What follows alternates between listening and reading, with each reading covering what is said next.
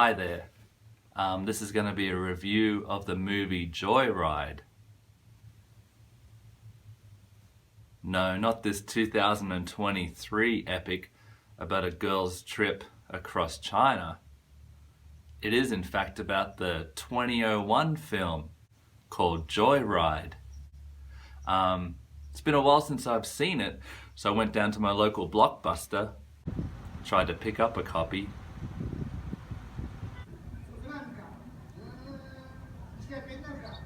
Fortunately, most of the windows were broken, so I was able to pick up a copy on VHS. Isn't this like a piece of relic art? Like, I could imagine a modern day Indiana Jones holding this.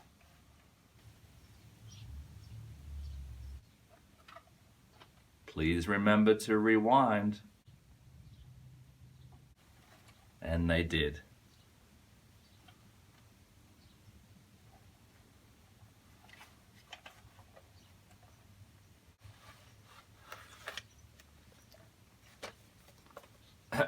Let's read the synopsis together. Get ready for the thrill ride of a lifetime. It's all fun and games when two brothers, Lewis, Paul Walker, rest in peace, and Fuller, Steve Zahn, take off cross-country to bring home a pretty friend from college, Leelee Sobieski. Should they really assign beauty to a female? The attractiveness of the brothers isn't brought up. But the jokes end when a prank backfires with horrifying results. Suddenly, the three young friends find themselves in a race for their lives on a desolate highway, stalked by a vengeful trucker who won't give up the chase until somebody winds up dead. This first-rate pure thriller, Roger Ebert, Chicago Sun-Times, will leave you breathless. And it's from 2001, and it's in color. And the last time I checked, it was on YouTube for free. Well, free with ads. So go watch Joyride now. Don't even come back to this if you don't want. It's an amazing film. I've loved it ever since I saw it back in college with my mates Byron and Adam. Shout out. I think we hired it from Blockbuster, watched it over beers and pizza.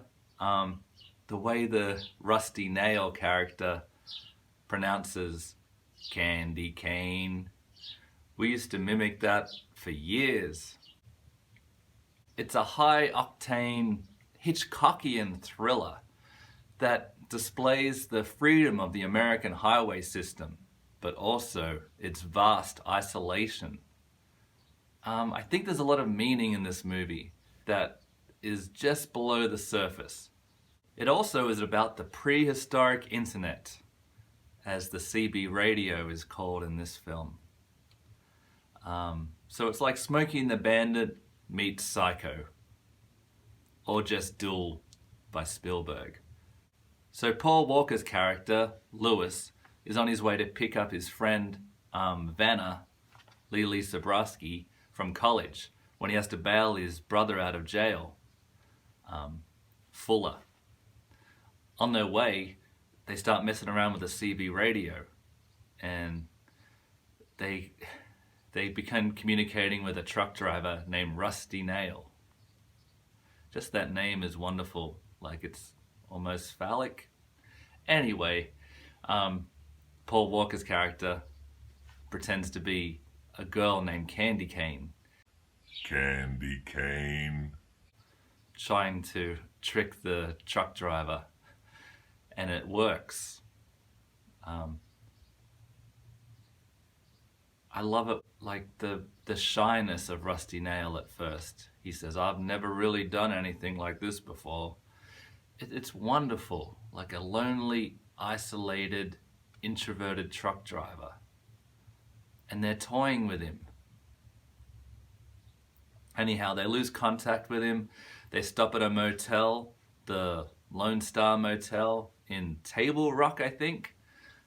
They stay in room 18. But in room 17, there's this really obnoxious businessman who pisses both brothers off. So they think it'll be funny to get in contact with Rusty Nail again and say, hey, it's Candy Cane, meet me up in the room 17 at the Lone Star Motel. In room 17. And then something chilling happens. Rusty Nail says, well, I may not be what you expect. And the brothers kind of give a little glance. But that's amazing. Like they're pulling this shy, introverted truck driver out of his comfort zone with the hopes of female companionship. And it's terrible. Like I couldn't imagine a worse prank. It's like in Texas Chainsaw Massacre when the kids invade the home of Leatherface. He's just trying to protect his property. In a way, Rusty Nail is just, he's the victim in a lot of ways. But anyway, at midnight, and they're in the room next door, so they're waiting. Then they hear a truck pull up, a figure approach. The door opens, there's an altercation. They hear someone get murdered. Now this shot is wonderful. It's like zoomed into an old seafaring painting, A Storm at Sea. Like, I want Hitchcock to see this movie and say, look, we're doing good. We're improving. We've come a long way. The future isn't as hopeless as you may suggest. Anyway, the cops show up. The brothers confess to what they did, pranking the truck driver. So the businessman's jaw has been cut clean off. He's in a coma, and the cops run the two only eyewitnesses out of town. Good police procedure there. So they go, they're driving down the highway. I think it's Interstate 80. And then they hear from Rusty Nail again. Candy Cane. Candy Cane. Comes over the CB radio. So they say, hey, what'd you do? You're sick. We're just two guys. We're doing it for fun. Then they start getting stalked by this guy. Just an amazing cat and mouse epic thriller ensues. The character of Vanna, they go pick her up. She's a little more level-headed, a little more mature than the two brothers, obviously. I think girls mature quicker. So she sees like right through all of this when she becomes aware of what they did to Rusty Nail. Even though he's obviously a homicidal killer. Although maybe he wasn't before. And that's the truly scary thing. Did they push this guy? Anyway, pure Hitchcock, can't say it enough. There's even a chase through a cornfield, a la North by Northwest, but this time with a semi. Semi?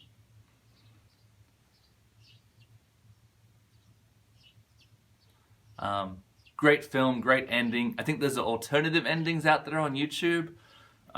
There's a great YouTube channel called Rusty Nail where he uploads high definition clips. So much greatness about this film. But that's where it stops because they made sequels for some reason. Joyride 2 came out in 2008. It opens up with a truck stop, a lady of the night getting into Rusty Nail's truck. He then decides to kill her by getting her trapped in the window. He winds it up and then she's half out, half in, and then slams her into something. She's decapitated, and that sets the scene nicely for this whole train wreck of a film. It's not terrible. Terribleness will come when we get to Joyride 3. But Joyride 2, we have a station wagon with two girls and their boyfriends on their way to Vegas. They decide to take the back roads to save time. Yeah, gravel really speeds you up. They of course have car troubles. Then they walk down this lonely road to this old farmhouse. Turns out to be Rusty Nail's house.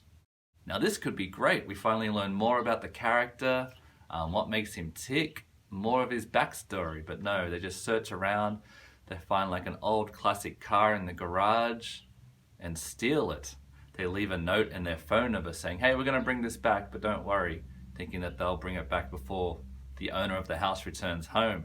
But of course, Rusty Nail comes home, finds his car stolen, and I think he was about to retire from killing, but this really pisses him off, and he goes on a search for the teenagers or early 20s.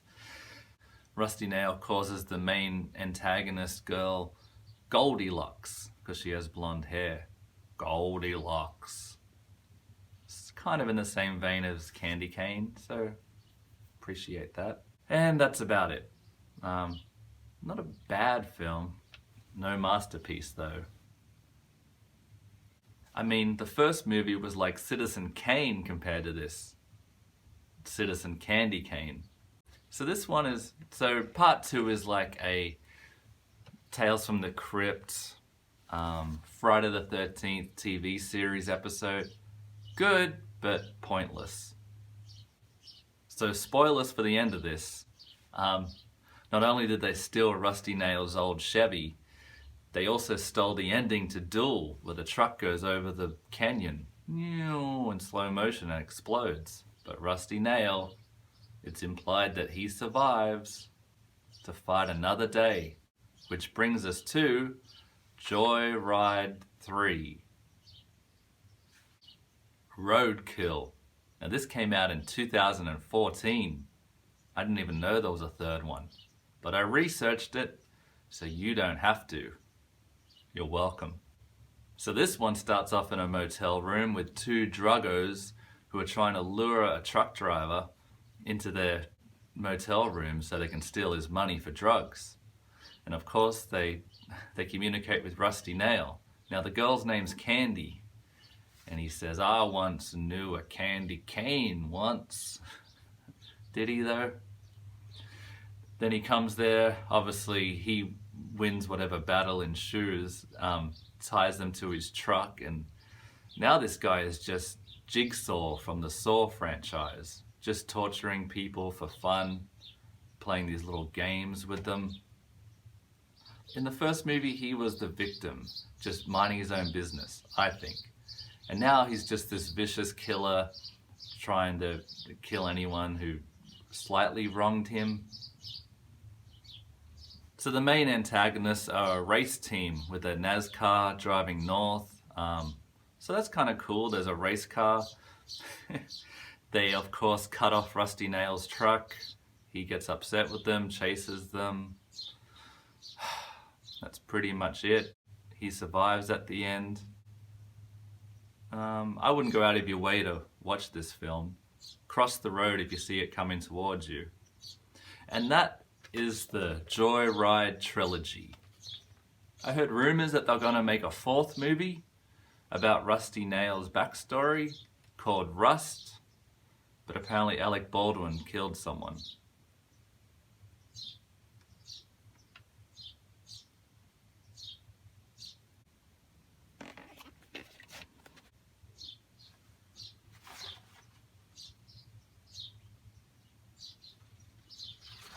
But we'll always have Joyride, a relic from a bygone era, reminding us how great movies could be and how great they could be again. Thanks for watching. Keep on truckin'. Candy cane. I like the rain. Keeps everyone inside. Me too, Rusty Nail. Me too. #me too.